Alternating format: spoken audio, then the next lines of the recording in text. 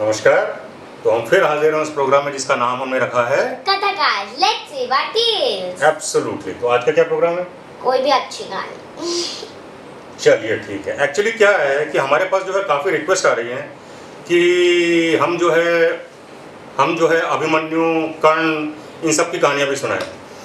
तो हमारा originally intention ये था कि हम उस तरह की कहानियाँ सुनाएं जो जनरली लोगों ने न सुनी हो, वो चाहे रामायण से हो या महाभारत से हो या हमारे शूरवीरों की हो। पर क्योंकि इस तरह की बहुत रिक्वेस्ट आ रही हैं तो हम वो कहानी भी सुनाएंगे। पर आज वो कहानी, एक कहानी महाभारत से है, पर मेरे ख्याल से शायद ही किसी ने सुनी होगी, बहुत कम लोगों ने सुनी होगी। छोटी सी स्टोरी है, इंटरेस्टिंग स्टोरी है। तो शुरू करें? तो ये कहानी उस समय की है जब पांडव लोग जंगल में थे। मतलब उनको जो है कौरवों ने, उनके ही भाइयों ने उनको चीटिंग से हराया था जुए में, और उनको 13 साल का वनवास मिला हुआ था। 13। हाँ, 10 साल उनको हो चुके थे और 11वां साल उनका वनवास में, मतलब जंगल में शुरू हो रहा था। तो एक दिन क्या हुआ, भीम जो है ऐसे टहलने निकले जंगल देखने के लिए, जंगल की शोभा देखने के लिए।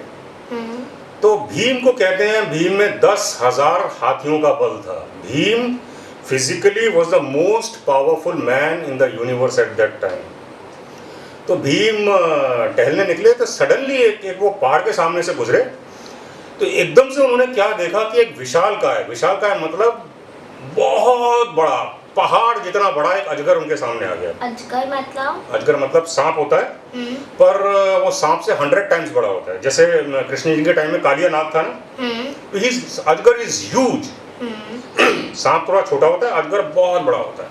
तो ये अजगर जो है पहाड़ के बराबर था। उसने क्या किया, उसने देखा कि एक आदमी आया, उसने इमीडिएटली भीम को लपेट लिया।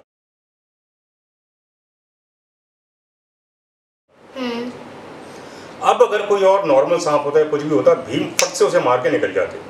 पर ये पता नहीं कैसा अजगर था कि भीम को ऐसा लगा जैसे उनके शरीर की सारी शक्ति जाती रही, एकदम बिल्कुल तेजहीन हो गए भीम, और ऐसा लगा उनके शरीर में जान ही नहीं है। और अजगर ने उनको अच्छे से लपेट लिया। तो अजगर ने कहा कि मैं तुझे खा जाऊंगा। तो बोलने लगा। तो भीम समझ गए ये कोई नॉर्मल अजगर नहीं है,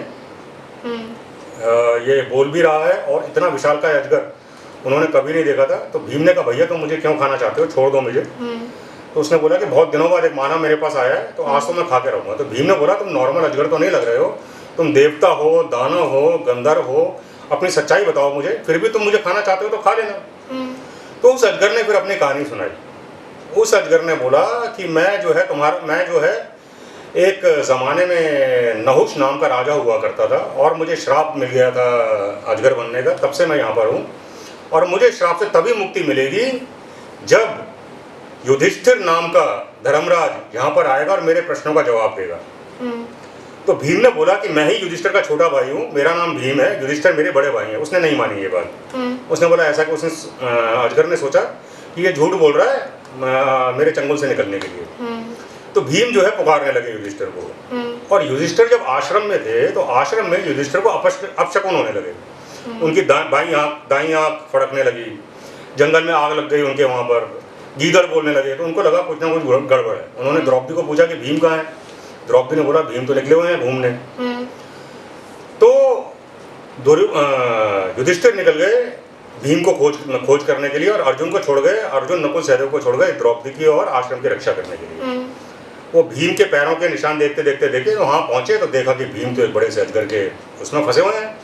तो उन्होंने बोला, भीम तुझ में तो 10,000 हाथियों का बल है, तू ऐसा कैसे हो गया कि तू हिल ही नहीं पा रहा है। तो भीम ने बोला, भैया ये पता नहीं कैसा अजगर है कि जैसे कि इसने मेरी सारी शक्ति खींच ली हो, और मैं अपनी जगह से हिल भी नहीं पा रहा हूँ, और ये मान भी नहीं रहा है। तो ने बोला, भैया तुम कौन हो, अपनी कहानी सुनाओ। तो फिर उसने बोला कि मैं तुम्हारा ही पूर्वज हूँ, और बहुत साल पहले मेरा नाम नहुष था, नहुष नाम का राजा होता था, मैं बहुत बड़ा राजा था, मैंने बहुत तपस्या की थी, और फिर मैंने अमरावती यानी स्वर्ग, इंद्र की उस पर कब्जा कर लिया था, मैं इंद्र बन गया था, इंद्र को हटाकर। तो इंद्र एक्चुअली एक टाइटल होता है स्वर्ग के राजा का।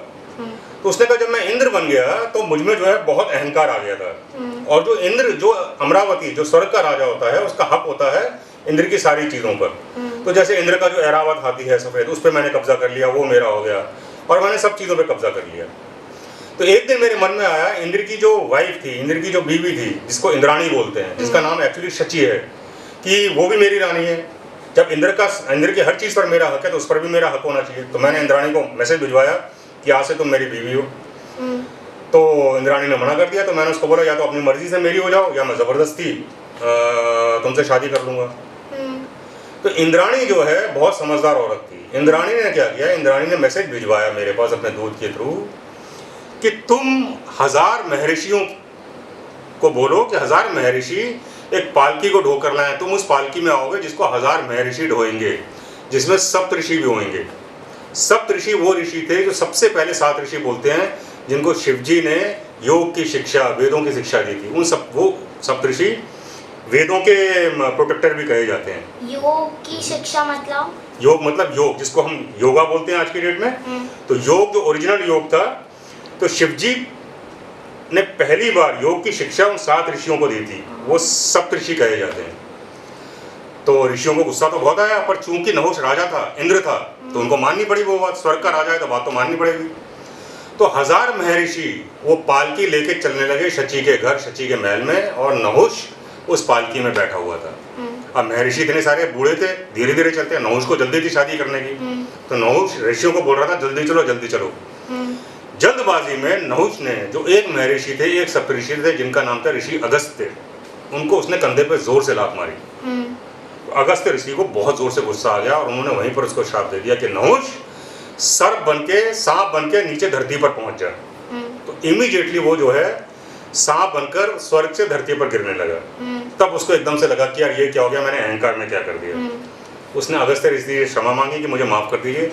अगस्त्य ऋषि ने बोला कि मेरा श्राप व्यर्थ तो जा नहीं सकता, पर हाँ, द्वापर युग में जब कृष्ण होंगे तो वहाँ पर युधिष्ठिर जन्म लेंगे, धर्मराज जन्म लेंगे युधिष्ठिर के नाम से।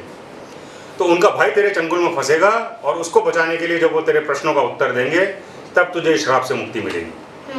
तो नहुष ने युधिष्ठिर को बोला कि आप मेरे प्रश्नों का अगर उत्तर दे सकते हैं तो पता लगेगा आप अगर सच में धर्मराज हैं। तो अगर आपने मेरे प्रश्नों का सही से उत्तर दे दिया तो मैं आपके भाई को छोड़ दूंगा। तो युधिष्ठिर ने बोला पूछो। तो नहुष ने बहुत सारे सवाल किए और युधिष्ठिर ने हर बात का सही सही जवाब दिया। तब जाकर नहुष ने भीम को छोड़ा और वो वापस अपने असली रूप में आ गया और वो वापस स्वर्ग चला गया। तो ये थी एक छोटी सी कहानी महाभारत की। कैसी लगी? अच्छी। कोई मॉरल? घमंड था उसको बहुत ज्यादा। हाँ, तो जैसे और भी कुछ कहानियों में हमने बताया, बहुत सारी कहानियों में, हमारी पुरातन कहानियों में घमंड पे बहुत जोर होता है कि अहंकार हमेशा टूटता है, अहंकार कभी नहीं करना चाहिए। आदमी कितना भी बड़ा हो जाए, उसका अहंकार हमेशा टूटता है। ये रावण के टाइम से होता है, वो चाहे रावण हो या कोई भी हो, जिसको अहंकार होगा उसका अहंकार किसी न किसी तरह से ईश्वर व दैवी शक्ति वो अहंकार तोड़ते ही हैं। तो ये थी आज की कहानी। कल मैं आपको अपनी one of my favourites ever कहानी सुनाऊंगा, एक शेर और शेर के बच्चों की कहानी। वो शेर जिसने हिंदुस्तान की रक्षा की, जिसने सिखों की, जिसने हिंदुओं की रक्षा की और अपने बच्चों को बलिदान कर दिया, वो कहानी हम कल सुनाएंगे। Keep watching us. कल इंतजार कीजिएगा। तब तक के लिए कथाकार की तरफ से नमस्कार। हम कल फिर हाजिर होंगे। Take care, bye, thank you, stay safe.